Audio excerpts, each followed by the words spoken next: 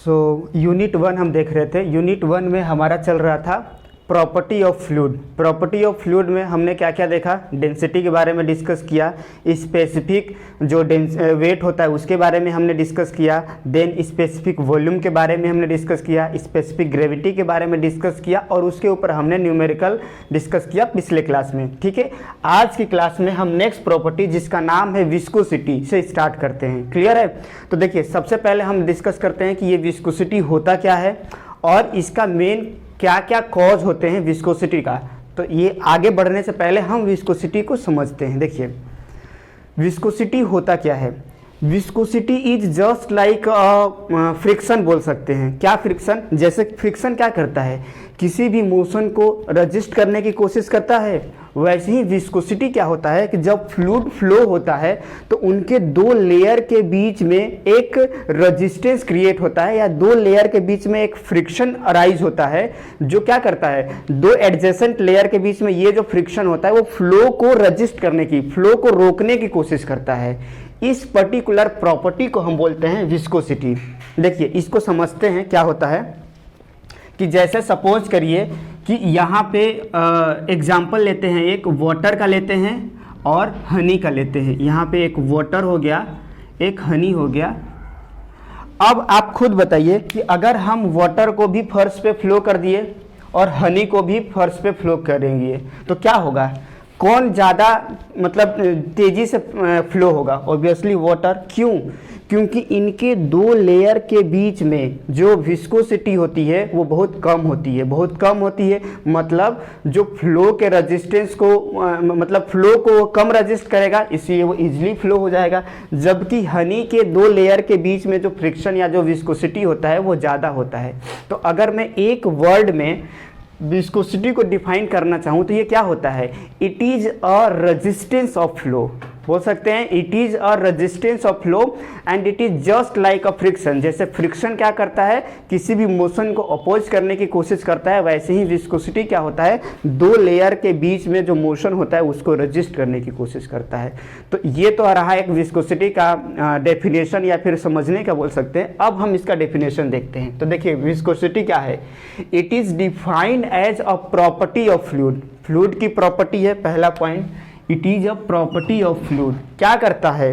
जो resistance offer करता है movement of one layer of fluid with the another layer. मतलब कि अगर सपोज करो यहाँ पे फ्लूइड फ्लो हो रहा है तो इसका अलग अलग लेयर होगा, तो इन दो लेयर के बीच में एक फ्रिक्शन जनरेट होता है। फ्रिक्शन लाइक एक कुछ फिनोमिना जनरेट होता है जो क्या करता है, इसके मोशन को रजिस्ट करने की कोशिश करता है। इसका एक एग्जांपल मैं इस तरीके से भी एक्सप्लेन कर सकता हूँ। जैसे सपोज करिए दो फ्रेंड हैं, दोनों एक दूसरे का हाथ पकड़ के रोड पे चले जा रहे हैं। अब इसमें आप देखे होंगे कि किसी का क्या होता है कि स्पीड ज़्यादा होता है और किसी का कम होता है। तो जिसका स्पीड ज़्यादा होगा वो फ्रेंड आगे निकल जाता है और जिसका स्पीड कम रहता है वो थोड़ा पीछे रह जाता है। तो अल्टीमेटली क्या करता है, आगे वाला जो फ्रेंड रहता है पीछे वाले को पुल करता है।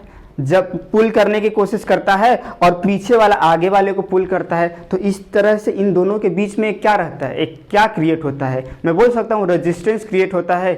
दोनों एक दूसरे को बराबर लाने की कोशिश करते हैं, जिसके कारण होगा क्या कि जो ये वाला फ्रेंड जो आगे अगर बढ़ने की कोशिश कर रहा है तो ये इसको पुल करेगा, जिसके कारण इसकी वेलोसिटी क्या हो जाएगी, थोड़ी कम हो जाएगी। तो ये है हमारा विस्कोसिटी। मतलब it is just like a friction, जो क्या करता है, दो लेयर के बीच में लगता है और दो लेयर के बीच में फ्रिक्शन का काम करता है, जो फ्लो को रजिस्ट करने की कोशिश करता है। ठीक है, तो ये रहा हमारा डेफिनेशन विस्कोसिटी का। अब जो की वर्ड है इंपॉर्टेंट है आपको समझने के लिए, यहाँ पे मैंने लिखा हुआ है कि विस्कोसिटी तभी एग्जिस्ट होता है जब दो लेयर के बीच में रिलेटिव मोशन हो। जैसे सपोज करिए अगर एक मैं बॉटल लूँ, उसमें पानी भरा हुआ है और मैं टेबल पे रख दूँ और वाटर का कोई भी मूवमेंट नहीं हो रहा है, वो वाटर स्टैटिक्स है, तो क्या उनके बीच में, उनके दो लेयर के बीच में विस्कोसिटी जनरेट होगा? नहीं होगा। विस्कोसिटी तभी जनरेट होगा जब वो लेयर जो है या जो फ्लूइड जब वो मोशन में हो, और मोशन में भी कब, जब उनके दो लेयर के बीच में रिलेटिव मोशन हो, तभी ये विस्कोसिटी जनरेट होगा। तो यहाँ तक क्लियर है? तो अब आई थिंक आपको विस्कोसिटी क्लियर हो गया होगा। अब हम देखते हैं कि जो फ्लूइड होता है उसमें क्या मेन रीजन होता है, what is the cause of viscosity. तो इसके दो रीजन होते हैं, एक तो होता है आपका कोहेसिव फोर्स का और दूसरा होता है आपका इंटरमोलिकुलर मोमेंटम ट्रांसफर का। क्लियर है। अब देखिए कोहेसिव फोर्स क्या होता है, दो फोर्स आपने पढ़ा होगा, एक होता है कोहेसिव फोर्स और एक होता है एडहेसिव फोर्स। जब सिमिलर मॉलिक्यूल्स के बीच में जो अट्रैक्शन फोर्स लगता है उसको हम कोहेसिव फोर्स बोलते हैं, और जब दो अलग डिफरेंट मॉलिक्यूल्स के बीच में जो फोर्स लगता है उसको हम लोग बोलते हैं एडहेसिव फोर्स। तो ठीक है, तो देखिए अल्टीमेटली मैं इसको समझाने की, ये कोहेसिव फोर्स को समझाने की कोशिश करूंगा। जैसे सपोज करिए यहाँ पे इस पर्टिकुलर पाइप में वाटर फ्लो हो रहा है मान लीजिए, या कोई भी फ्लूइड फ्लो हो रहा है, तो मैं मॉलिक्यूल्स के फॉर्म में दिखाता हूँ कुछ इस तरीके से। First layer of molecule flow हो रहे हैं, उसके ऊपर दूसरे लेयर ऑफ मॉलिक्यूल फ्लो हो रहे हैं, उसके ऊपर ये तीसरे लेयर ऑफ मॉलिक्यूल फ्लो हो रहे हैं। मैंने क्या बोला, कोहेसिव फोर्स क्या होता है, दो मॉलिक्यूल्स के बीच का अट्रैक्शन फोर्स होता है, दो मॉलिक्यूल्स। अब ये इस डायरेक्शन में फ्लो हो रहा होगा मॉलिक्यूल्स, अब आप खुद देखिए ये इस डायरेक्शन में फ्लो हो रहा है, ये भी इस डायरेक्शन में फ्लो हो रहा है, ये भी इस डायरेक्शन में फ्लो हो रहा है, लेकिन कोहेसिव फोर्स के कारण क्या होगा, यहाँ भी एक फोर्स लगेगा जो इसको अपने तरफ अट्रैक्ट करने की कोशिश करेगा। अगर मान लीजिए इसका वेलोसिटी कुछ कम है तो इसको अट्रैक्ट करने की कोशिश करेगा। तो अगर ये 5 मीटर पर सेकेंड से अगर ये वाला मॉलिक्यूल्स मूव करने की कोशिश कर रहा है तो इस अट्रैक्शन फोर्स के कारण कहीं ना कहीं उसकी वेलोसिटी कम होगी, हो सकता है वो 4 हो जाए, 3 हो जाए, रिड्यूस होगी कि नहीं।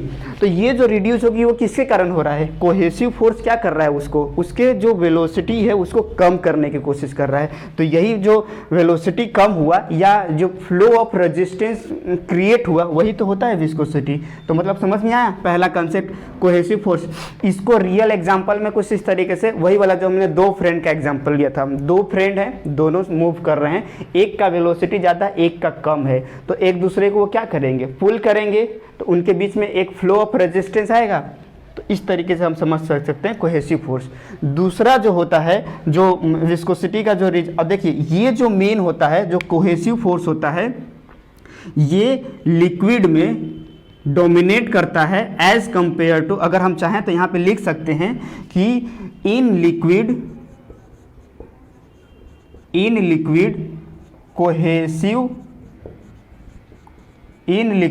Cohesive force is more dominated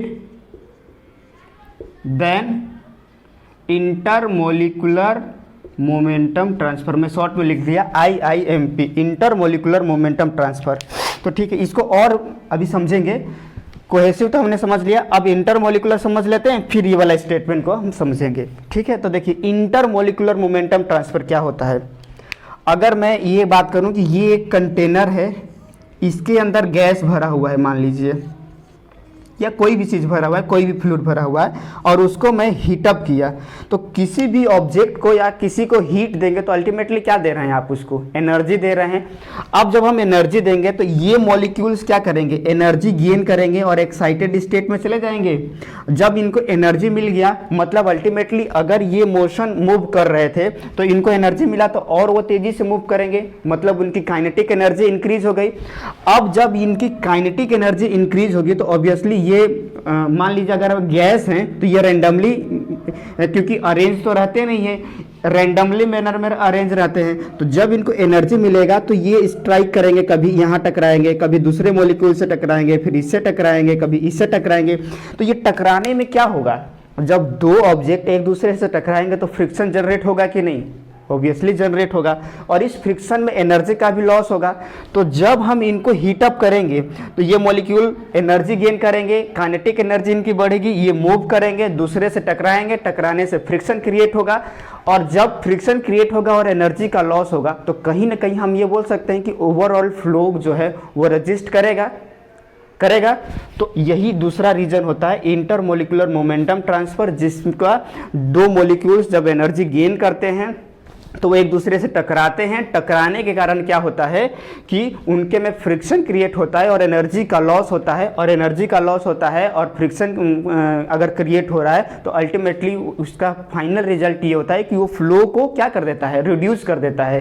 तो ये बोल सकते हैं अब फ्लो कम हुआ मतलब resistance of flow, resistance of flow मतलब क्या, that is viscosity.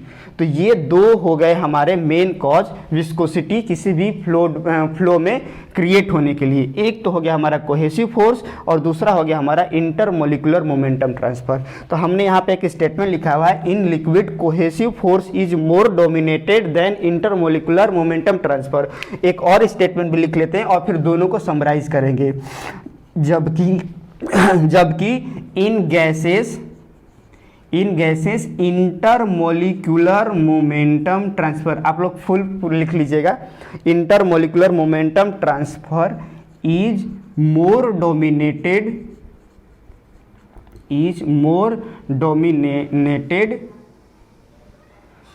Dominated then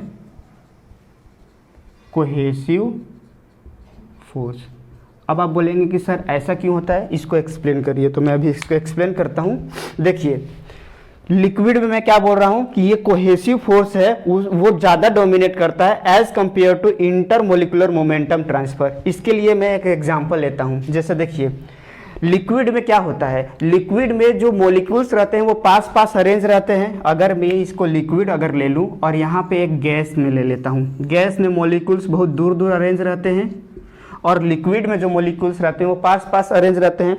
तो अगर मैं ये बोलूं कि कोहेसिव फोर्स दो सिमिलर मॉलिक्यूल्स के बीच का फोर्स है, तो अगर मॉलिक्यूल्स पास पास रहेंगे तो वो कोहेसिव फोर्स की वैल्यू भी ज़्यादा होगी एज कंपेयर। अब भाई जब दो मॉलिक्यूल्स जितना पास पास रहेंगे तो उनके बीच में अट्रैक्टिव फोर्स उतना ज़्यादा रहेगा, और अगर जितना ज़्यादा वो ज़्यादा दूर रहेंगे तो उनके बीच में वो अट्रैक्टिव फोर्स कम रहेगा। तो लिक्विड में कोहेसिव फोर्स क्यों डोमिनेट कर रहा है, क्योंकि उसके मॉलिक्यूल्स जो होते हैं गैस के कंपेयर में ज़्यादा पास पास रहते हैं। इसलिए क्या होता है, हमारा कोहेसिव फोर्स ज़्यादा डोमिनेट करता है लिक्विड में एज कंपेयर टू गैस, क्योंकि गैस के मॉलिक्यूल्स क्या हैं, थोड़ा दूर दूर हैं। दूसरा हम समझते हैं कि गैसेज में इंटरमोलिकुलर मोमेंटम ट्रांसफर ज़्यादा डोमिनेट करता है as compare to cohesive force. क्यों, क्योंकि देखिए अगर हम लिक्विड का बात करें तो इसको अगर हम हीटअप करेंगे तो इसकी मॉलिक्यूल एनर्जी गेन करेंगे, लेकिन इनके बीच में रिलेटिव डिस्टेंस कम है तो वो उतना ज़्यादा मोमेंटम गेन नहीं कर पाएंगे और कि गैस के कंपेयर में। और जब वो टकराएंगे तो थोड़ा, क्योंकि स्पेस कम है तो वो मोमेंटम ही नहीं बना पाएगा, उनकी काइनेटिक एनर्जी उतना ज़्यादा नहीं बढ़ पाएगी, जिसके कारण उनके बीच में जो टकराने का जो स्पीड होगा वो कम होगा। जबकि गैस में क्या होगा, जैसे ही इनको एनर्जी मिला, सफिशिएंट स्पेस है, रेंडमली मूव कर रहे हैं, जाके यहाँ पे टकराए, फिर रेंडमली आके यहाँ पे टकराए, तो इस तरीके से उनको ज़्यादा टाइम मिल रहा है और स्पेस मिल रहा है मोमेंटम बनाने के लिए। इस कारण क्या हो जाएगा, बहुत तेज़ी से स्पीड में मूव करेंगे और जितना तेज़ी से टकराएंगे उतना ज़्यादा फ्रिक्शन का लॉस होगा। तो इसलिए हम क्या बोल सकते हैं कि गैस में इंटरमोलिकुलर मोमेंटम ट्रांसफर ज़्यादा डोमिनेट करता है as compare to cohesive force, क्योंकि इनके मॉलिक्यूल दूर दूर हैं तो वो अट्रैक्शन फोर्स की वैल्यू भी कम होती है। ठीक है, तो ये हमारा विस्कोसिटी हो गया, कॉज ऑफ विस्कोसिटी हो गया। तो मैं इसको रफ कर दे रहा हूँ, आप जो मेरी इसका मेन डेफिनेशन है उसका आप लोग स्क्रीनशॉट ले लीजिए, उसके बाद फिर अपने डिस्कशन को आगे बढ़ाते हैं। तो पहले आप लोग इसका जो होल जो है उसको देख लीजिए। तो अभी हमने डिस्कस किया विस्कोसिटी के बारे में, कॉज ऑफ विस्कोसिटी। अब हमारा जो नेक्स्ट डिस्कशन रहेगा वो हम समझते हैं वेलोसिटी प्रोफाइल के ऊपर। ये बहुत इंपॉर्टेंट है इस विस्कोसिटी डायग्राम में या विस्कोसिटी टॉपिक में। ठीक है, तो देखिए वेलोसिटी प्रोफाइल को समझने के लिए पहले हम लोग ये समझते हैं कि सपोज करिए, यहाँ पे देखिए डायग्राम पे फोकस करिएगा, ये एक प्लेट है, ये क्या है, एक प्लेट है, और प्लेट के ऊपर में फ्लूइड क्या हो रहा है, मोशन हो रहा है। क्लियर, ये एक प्लेट है जो कि फिक्स्ड है और इसके ऊपर जो है फ्लूइड का मोशन हो रहा है। क्लियर है, तो देखिए जैसे ही ये फ्लूइड का मोशन होगा यहाँ पे तो क्या होता है, अभी हम लोग डिस्कस किया दो फोर्स होता है, एक होता है कोहेसिव फोर्स और एक क्या होता है, एडहेसिव फोर्स होता है। ठीक है, तो कोहेसिव फोर्स क्या होता है, दो मॉलिक्यूल्स के बीच में फोर्स लग रहा था और वो कॉज ऑफ विस्कोसिटी जो क्रिएट कर रहा था।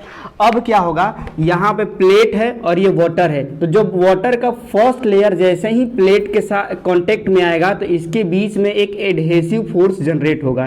क्लियर है, ये एडहेसिव फोर्स जो होता है ये क्या करेगा, इस पर्टिकुलर जो वाटर के फर्स्ट जो एडजेसेंट लेयर होगा उसको वो पूरी तरीके से उसकी वेलोसिटी को रोक देगा। क्यों? क्योंकि नो स्लिप कंडीशन एक कंडीशन होता है जो कि हम हायर क्लास में पढ़ेंगे कि नो स्लिप कंडीशन के केस में एडहेसिव फोर्स इतना ज़्यादा मजबूत रहता है कि जैसे ही प्लेट के कांटेक्ट में वो फ्लूइड आता है तो उसका जो फर्स्ट एडजेसेंट लेयर होता है वो रुक जाता है। इसको अभी समझ सकते हैं कि बहुत सारे फैक्टर रहते हैं, जैसे फ्रिक्शन रहता है, उसके कारण एनर्जी का लॉस होता है और अल्टीमेटली जो फर्स्ट लेयर होता है वो जीरो होता है। ठीक है, अब जैसे जैसे हम ऊपर मूव करते जाएंगे तो अल्टीमेटली क्या होगा, ये जो एडहेसिव फोर्स की जो वैल्यू है वो कम होते जाएगी, मतलब उसकी वेलोसिटी हम ये बोल सकते हैं कि बढ़ते जाएगी, क्योंकि एडहेसिव फोर्स कम हो रहा है तो जैसे जैसे ऊपर मूव करते जाएंगे तो वेलोसिटी हमारा क्या होती जाएगी, बढ़ती जाएगी। तो अगर मैं एक वेलोसिटी प्रोफाइल ड्रॉ करूं, y डिस्टेंस, वर्टिकल डिस्टेंस जिसको मैं y बोल रहा हूँ, y डिस्टेंस, और इधर एक u के बीच में, y और u के बीच में अगर हम ग्राफ प्लॉट करने की कोशिश करें, ठीक है, तो हमें क्या मिलेगा, ये फर्स्ट लेयर इज एक जीरो वेलोसिटी, जैसे जैसे हम ऊपर मूव कर रहे हैं वेलोसिटी हमारा क्या हो रहा है, बढ़ती जा रही है। देखिए ये डिस्टेंस यहाँ पे तो इसकी वेलोसिटी इतना, और ज़्यादा ये डिस्टेंस हुआ तो वेलोसिटी और बढ़ गया, और ऊपर गया तो वेलोसिटी बढ़ गया। तो इस पर्टिकुलर ये जो ग्राफ हमें मिलेगा इसी को बोला जाता है क्या, वेलोसिटी प्रोफाइल कहते हैं। क्लियर है, मतलब समझ में आया। जब हम क्या बोल रहे हैं कि वाटर जो है किसी फिक्स प्लेट के ऊपर फ्लो हो रहा है तो जब उसका जो फर्स्ट एडजेसेंट लेयर हो रहा है ड्यू टू एडहेसिव फोर्स उसकी वैल्यू जीरो हो जा रही है, उसका जो वेलोसिटी हो रहा है वो जीरो हो जा रहा है, और जैसे जैसे हम ऊपर मूव कर रहे हैं तो हमारा एडहेसिव फोर्स की वैल्यू कम होती जा रही है, जिसके कारण हमारा वेलोसिटी बढ़ते जा रहा है। तो ये जो ग्राफ हमें मिला इसी को हम क्या बोल रहे हैं, वेलोसिटी प्रोफाइल। तो अगर हम लिखते हैं यहाँ पे, ये जो हमने समझा है उसको हम लिख भी लेते हैं वर्ड में, when fluid flow over the fixed plate due to adhesive force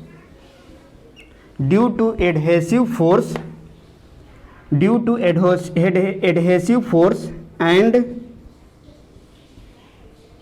no slip condition,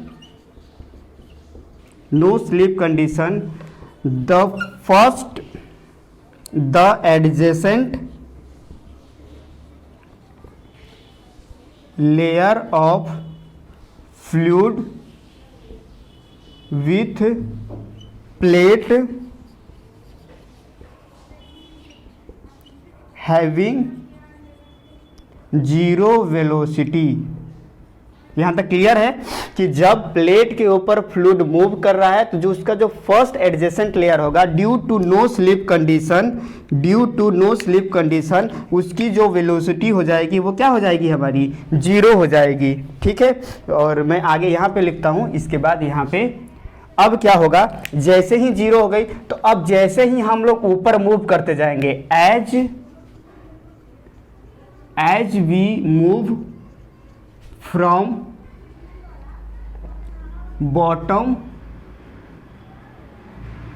to top layer,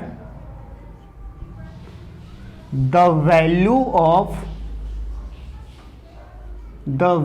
of which adhesive force क्या होगा, डिक्रीज होगा। Value of adhesive force decrease due to which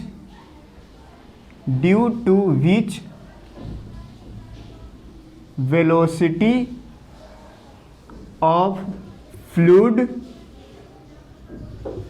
increase.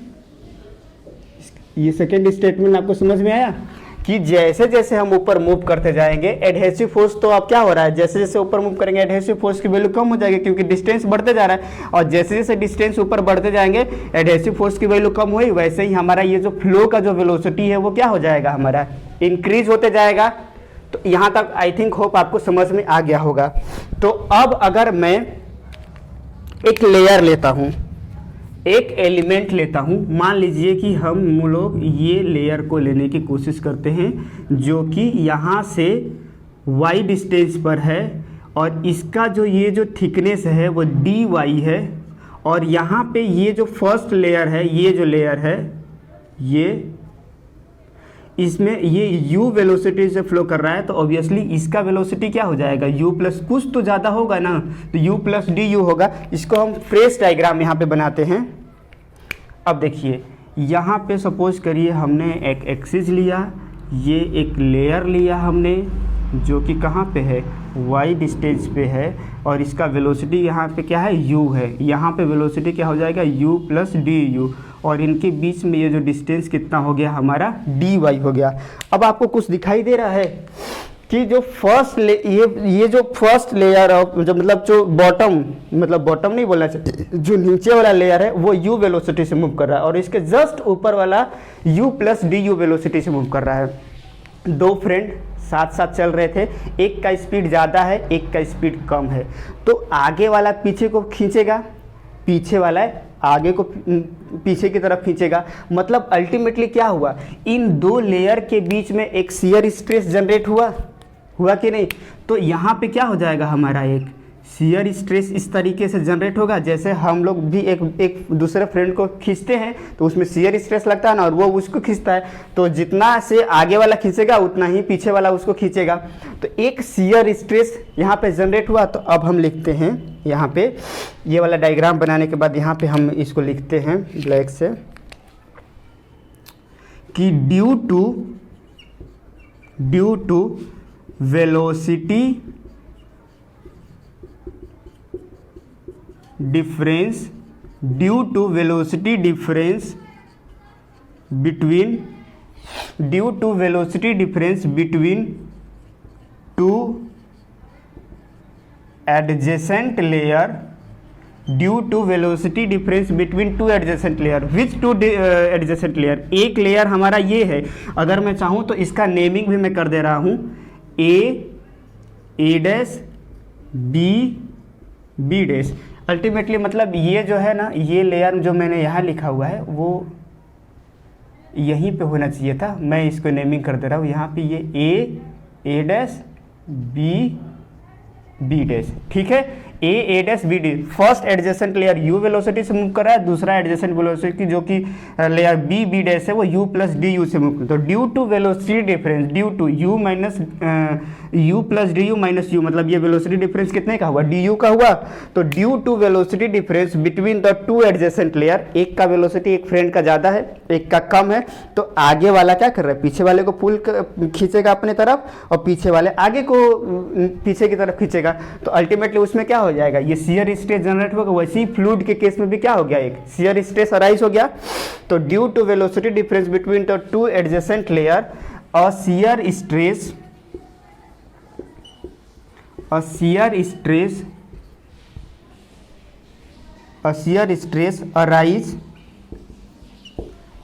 Stress arise. यहाँ तक clear है, मतलब shear stress दो layer के बीच में आ गया। अब मैं इसको रफ कर रहा हूँ, मैं, अब देखिएगा क्या होगा। तो अब हम ये देखेंगे कि ये जो शियर स्ट्रेस अराइज होगा इसकी वैल्यू क्या होगी। तो उसके लिए न्यूटन ने एक दिया हुआ है, एक लॉ दिया हुआ है जिसको हम लोग बोलते हैं न्यूटन लॉ ऑफ विस्कोसिटी, उसको बोलते हैं न्यूटन्स लॉ ऑफ विस्कोसिटी। ये क्या बोलता है, इसके मैं स्टेटमेंट को लिख रहा हूं, देन इसको समझेंगे। न्यूटन्स लॉ ऑफ विस्कोसिटी क्या बोलता है, it state that the shear stress between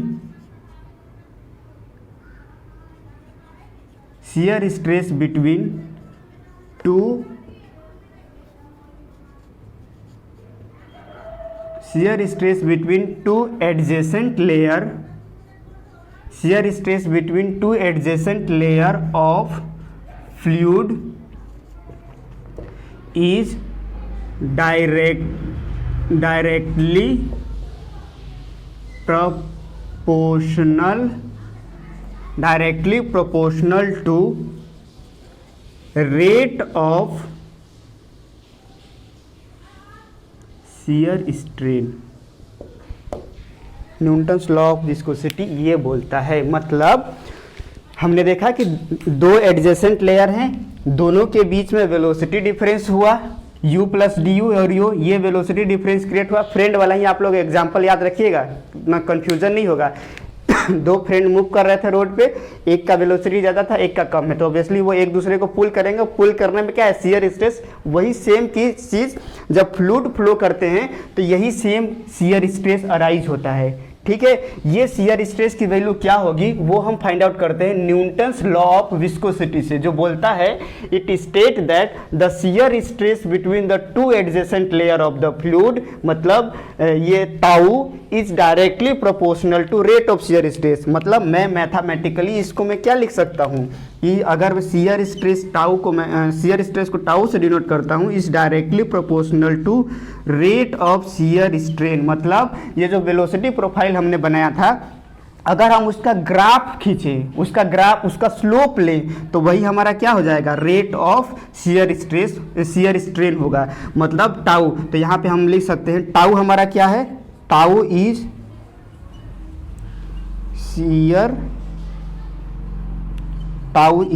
shear stress between two layer.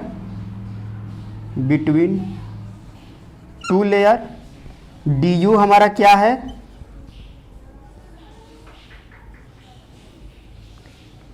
Velocity difference between two layer. ठीक है, और डी वाई क्या है हमारा, थिकनेस बिटवीन टू लेयर। ठीक है, एक बार अगर राइटिंग नहीं समझ में रहा तो देखिए, जो शियर है टाउ को हम बोल रहे हैं shear stress between two adjacent layer या लेयर। डी यू क्या हो जाएगा, velocity difference between two layer, मतलब इन दो वेलोसिटी के बीच में डिफरेंस कितना है, और शियर, ये दोनों लेयर के बीच में क्या शियर लग रहा है उसको हम इसको डिनोट कर रहे हैं, और डी वाई ये गैप को बता रहा है। ठीक है, तो इस तरीके से हमारा शियर ही जो है, जो दो लेयर के बीच में, is directly proportional to d u upon d y. यहाँ तक हो गया। अब हम आगे बढ़ते हैं। ठीक है, इसको मैं रफ करता हूँ यहाँ पे। तो देखिए, ऑब्वियसली जब हम किसी प्रोपोर्शनल साइन को अगर हम लोग हटाते हैं तो हमें क्या मिलता है, कोई एक कांस्टेंट वैल्यू मिलता है। ठीक है, तो वो कांस्टेंट वैल्यू क्या होगा, तो जब हम प्रोपोर्शनल साइन को हटाएंगे तो हमारा टाउ इक्वल टू हो जाएगा म्यू, जो कि एक कांस्टेंट है, into d u upon d y. तो हम तो ये लिख ही लिए यहाँ पे, बस हम म्यू को लिखते हैं कि म्यू को क्या बोलते हैं, ये एक कांस्टेंट है, इसको बोला जाता है कोफिशिएंट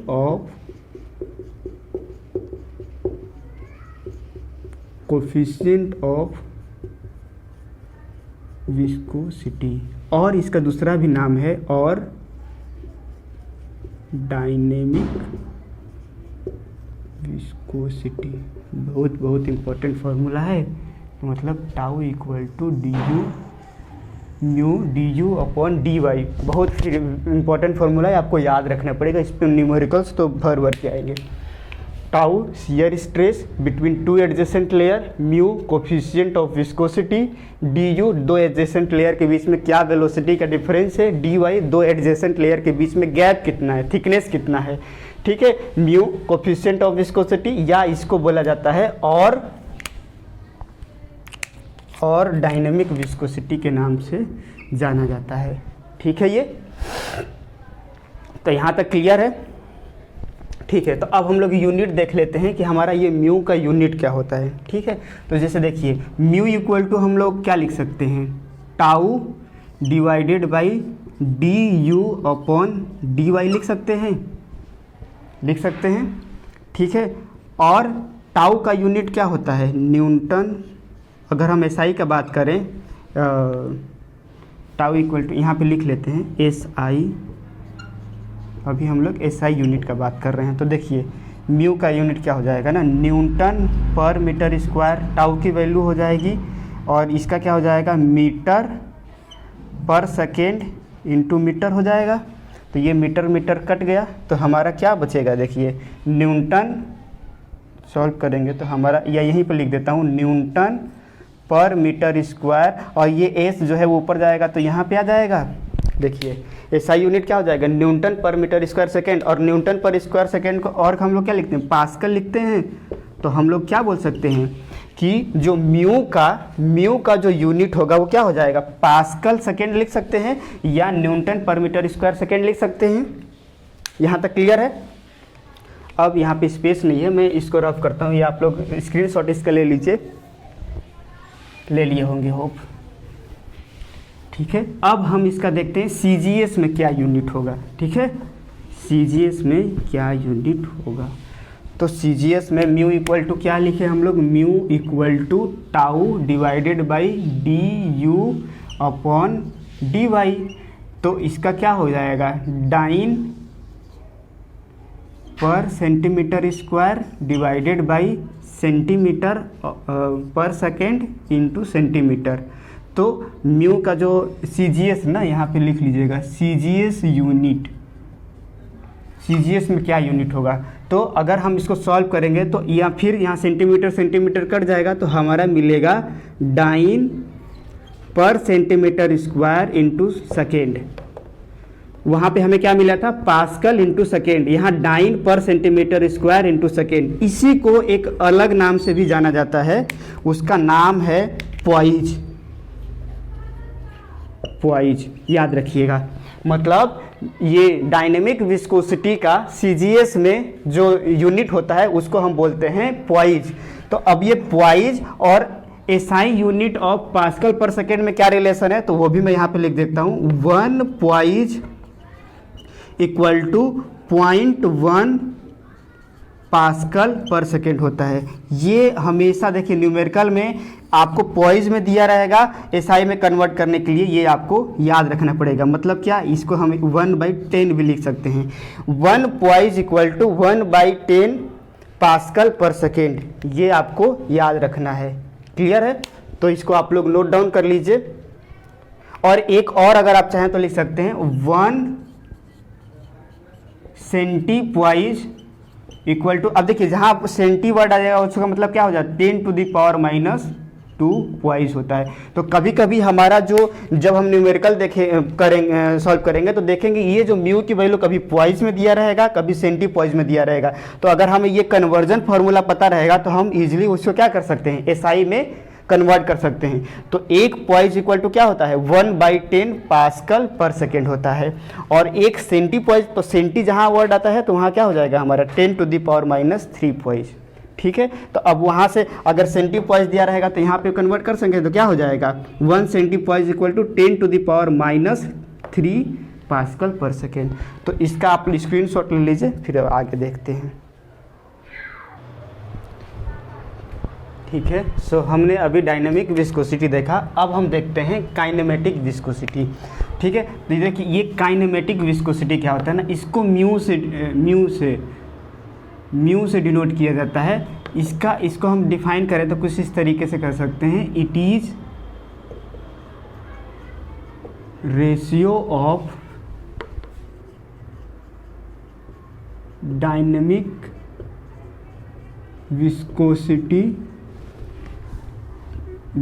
विस्कोसिटी टू डेंसिटी। तो मैथमेटिकल इसका ये हो जाएगा कि म्यू इक्वल टू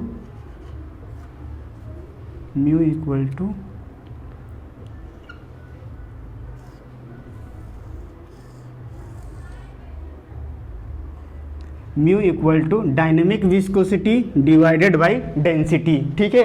तो काइनेमेटिक विस्कोसिटी, देखिए अब आप ये बोलेंगे कि ये मैथमेटिकल, इसका सिग्निफिकेंस क्या है। इसका सिग्निफिकेंस ये है कि अगर जैसे हम ये बात करें कि एक स्टोन लेते हैं, एक को पानी में हम गिरा देते हैं और सेम स्टोन को सेम हाइट से हम मड में गिरा देते हैं, तो क्या होगा, कौन ज़्यादा ये मेजर करेगा कि कौन ज़्यादा इजी वे में जो मोलिकुलर डिस्टर्बेंस हुआ उसको वो बैलेंस करता है। मतलब अल्टीमेटली क्या हुआ कि ये जो काइनेमेटिक विस्कोसिटी है वो किस रेट से मोलिकुलर ट्रांसफ़र, जो जैसे मड में वो स्टोन गिरा तो कितना इजी तरीके से वो क्या हो जाएगा, कितना जल्दी तरीके से वो रुक जाएगा, तो उसी की एबिलिटी को ये मेजर करता है क्या, काइनेमेटिक विस्कोसिटी। देखिए ज़्यादा डिटेल इसका ज़्यादा हमारा इसका ज़्यादा सिग्निफिकेंस नहीं है, इसका डायनेमिक विस्कोसिटी का ज़्यादा हमें कंसेप्ट है, बट बस ये एक टर्म है तो बस हमें ये जानना होगा। काइनेमेटिक विस्कोसिटी का होता है it is ratio of dynamic viscosity to the density. तो म्यू इक्वल टू ये हो गया हमारा डायनेमिक विस्कोसिटी अपॉन रो, जो भी डेंसिटी है। अब हम इसका देखते हैं यूनिट क्या होता है। तो देखिए यूनिट एसआई में क्या हो जाएगा, तो इसका यूनिट क्या होता है, हमने अभी देखा कि न्यूटन पर मीटर स्क्वायर इंटू सेकेंड होता है, और रो का क्या हो जाएगा हमारा केजी पर मीटर क्यूब।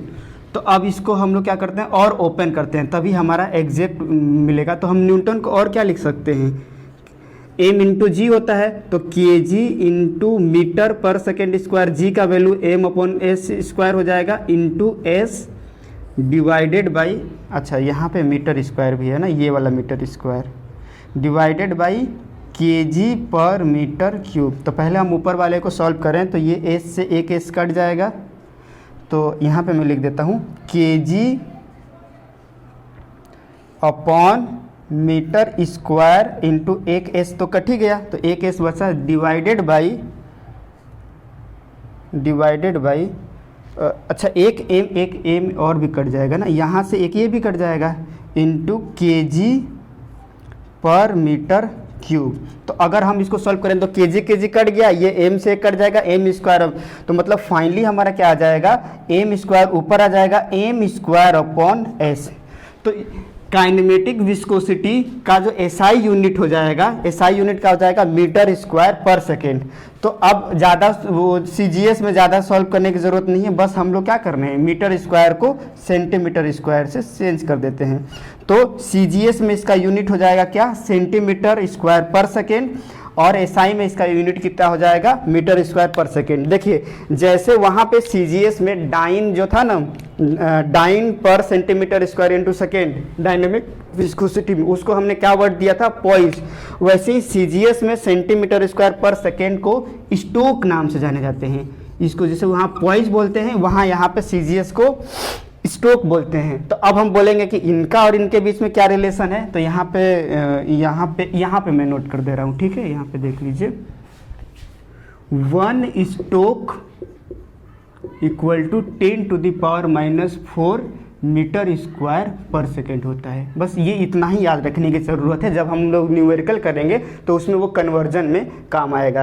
तो ये हमारा हो गया kinematic viscosity, it is ratio of dynamic viscosity to density, SI unit metre square per second, CGS unit centimetre square per second, जिसको कि हम जैसे वहाँ पे हम पॉइज बोलते थे, यहाँ पे हम इसको क्या बोलेंगे, स्टोक बोलेंगे, और एक स्टोक इक्वल टू होता है 10⁻⁻⁴ मीटर स्क्वायर पर सेकेंड। ठीक है, तो यहाँ पर हमारा ये काइनेमेटिक विस्कोसिटी कंप्लीट होता है।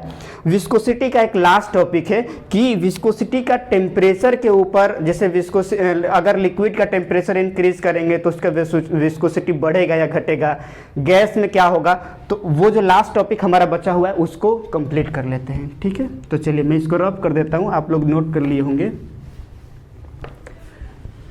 तो नेक्स्ट हमारा जो हेडिंग रहेगा, effect of temperature on viscosity.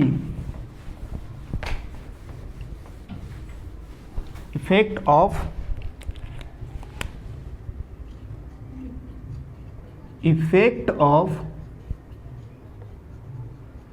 Temperature on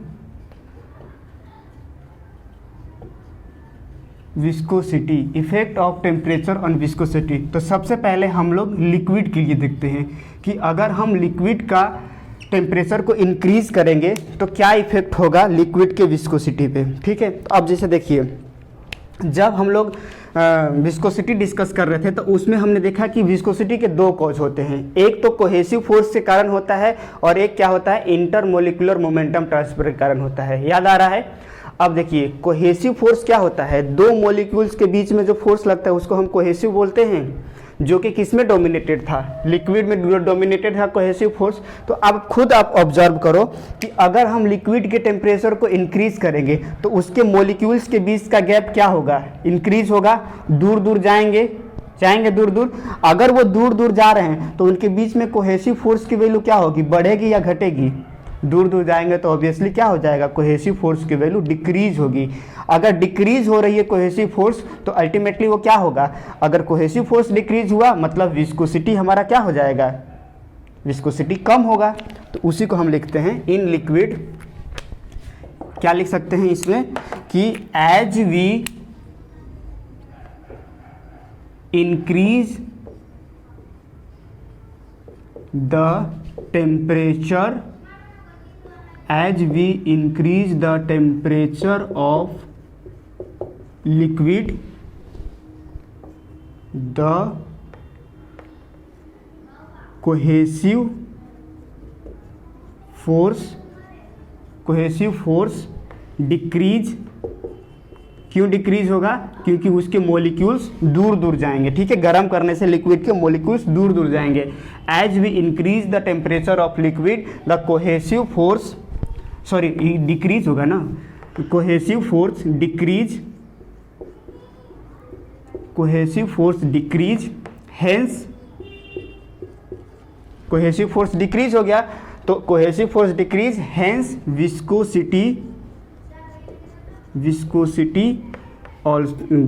भी क्या हो जाएगा, डिक्रीज हो जाएगा। एक बार फिर से इसको देख लेते हैं। लिक्विड में क्या होता है, विस्कोसिटी मेन किसके कारण डोमिनेट होता है, कोहेसिव फोर्स के कारण। कोहेसिव फोर्स मतलब दो सिमिलर मॉलिक्यूल्स के बीच में जो अट्रैक्शन फोर्स रहेगा। जब हम लिक्विड को हीट करेंगे तो जब लिक्विड को हीट करेंगे तो उनके मॉलिक्यूल क्या हो जाएंगे, दूर दूर चले जाएंगे, दूर दूर जाएंगे मतलब कोहेसिव फोर्स की वैल्यू क्या हो जाएगी, डिक्रीज हो जाएगी। और जब कोहेसिव फोर्स की वैल्यू डिक्रीज हो जाए और वही डोमिनेट कर रहा था विस्कोसिटी से, तो ऑब्वियसली क्या हो जाएगा, विस्कोसिटी भी हमारा क्या हो जाएगा, डिक्रीज हो जाएगा। क्लियर है ये। अब हम देखते हैं लास्ट गैस के लिए इसका क्या इफेक्ट पड़ेगा। सेकेंड गैस के लिए, तो देखिए गैस में हमने क्या डिस्कस किया था कि गैस में किसके कारण विस्कोसिटी का ज़्यादा इफेक्ट होता है, इंटरमोलिकुलर मोमेंटम ट्रांसफर। तो अगर हम गैस को हीट करेंगे तो मतलब हमने ये क्या देखा कि अगर हम लिक्विड में टेम्परेचर को इंक्रीज कर रहे हैं तो उसका विस्कोसिटी में क्या इफेक्ट हो रहा है, डिक्रीज हो रहा है। मतलब कि जो viscosity is directly inversely proportional to temperature, किसके लिए, लिक्विड के लिए। ये स्टेटमेंट बहुत ही इम्पॉर्टेंट है और इसको हमें याद रखना है। ये डायरेक्ट स्टेटमेंट किसी भी एग्जाम में आएगा कि अगर हम लिक्विड के टेम्परेचर को इंक्रीज करेंगे तो उसका विस्कोसिटी क्या हो जाएगा, डिक्रीज होगा। Temperature increase, viscosity decrease. ठीक है, ये रिलेशन याद रखिएगा। अब हम गैस में देखते हैं। जब हम लोग गैस में देखेंगे तो क्या होता है, उसमें main cause of viscosity intermolecular momentum transfer. तो अब हम क्या कहेंगे, जब गैस का टेम्परेचर इंक्रीज करेंगे मोर काइनेटिक एनर्जी वो गेन करेगा। मोर काइनेटिक एनर्जी गेन करेगा मतलब वो ज़्यादा तेजी वेलोसिटी से वो मूव करेगा और ज़्यादा टकराएगा, नंबर ऑफ मॉलिक्यूल से ज़्यादा टकराएगा। तो ज़्यादा टकराएगा मतलब ज़्यादा फ्रिक्शन होगा, ज़्यादा फ्रिक्शन हो गया मतलब विस्कोसिटी क्या हो जाएगा, ऑब्वियसली बढ़ जाएगा। तो इस केस में उल्टा होता है कि as we increase the temperature of gas its viscosity increase. Liquid में डिक्रीज होता है टेम्परेचर इंक्रीज करने, लिक्विड में विस्कोसिटी डिक्रीज होता है टेम्परेचर इंक्रीज करने में, लेकिन गैस में उल्टा होता है, टेम्परेचर इंक्रीज करने से विस्कोसिटी भी इंक्रीज होता है। तो इसको हम लोग बस लिख लेते हैं कि as we increase the temperature of gas, its intermolecular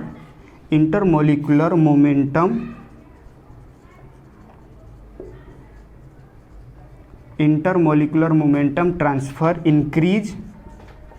और ये इंक्रीज होगा मतलब बहुत ज़्यादा नंबर ऑफ मॉलिक्यूल से वो टकराएगा। जितने नंबर ऑफ मॉलिक्यूल से टकराएगा उतना ज़्यादा फ्रिक्शन होगा और उतना ज़्यादा फ्रिक्शन होगा तो विस्कोसिटी भी क्या हो जाएगा, बढ़ जाएगा। तो as we increase the temperature of gas its intermolecular momentum transfer increase, hence viscosity increase. ठीक है।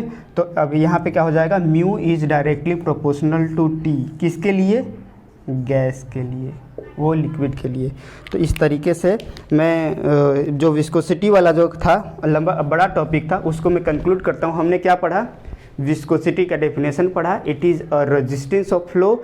जब फ्लूइड मोशन में रहता है तो उनके दो एडजेसेंट लेयर के बीच में जो एक फ्रिक्शन क्रिएट करता है, जो फ्लो को रोकने की कोशिश करता है, उसको विस्कोसिटी कहते हैं। विस्कोसिटी के दो कॉज होते हैं, एक तो हमारा कोहेसिव फोर्स के कारण होता है और दूसरा क्या होता है, हमारा इंटरमोलिकुलर मोमेंटम के कारण होता है। फिर हमने वेलोसिटी प्रोफाइल देखा और वहाँ से फिर हमने देखा कैसे न्यूटन्स लॉ ऑफ कूलिंग जो है दो लेयर के बीच में कितना शियर स्ट्रेस का वैल्यू होता है वो उन्होंने बताया कि जो कि डायरेक्टली प्रोपोर्शनल होता है रेट ऑफ शियर स्ट्रेन का। फिर हमने वो जब प्रोपोर्शनल साइन हटाया तो हमें एक कांस्टेंट मिला जिसको कि हम डायनेमिक विस्कोसिटी या कोफिशिएंट ऑफ विस्कोसिटी बोलते हैं, उसका एसआई यूनिट हमने देखा। देन एक और हमने विस्कोसिटी देखा, काइनेमेटिक विस्कोसिटी। देन लास्ट में हमने देखा effect of temperature on viscosity. तो इसमें हमने ये देखा कि जैसे जैसे हम लिक्विड का टेम्परेचर को इंक्रीज करते हैं तो विस्कोसिटी डिक्रीज होता है, जबकि गैस के केस में उल्टा होता है कि जैसे जैसे हम टेम्परेचर को इंक्रीज करते हैं गैस का विस्कोसिटी भी क्या होता है, इंक्रीज होता है। ठीक है, तो नेक्स्ट क्लास में हम नए प्रॉपर्टी के साथ मिलते हैं। Thank you.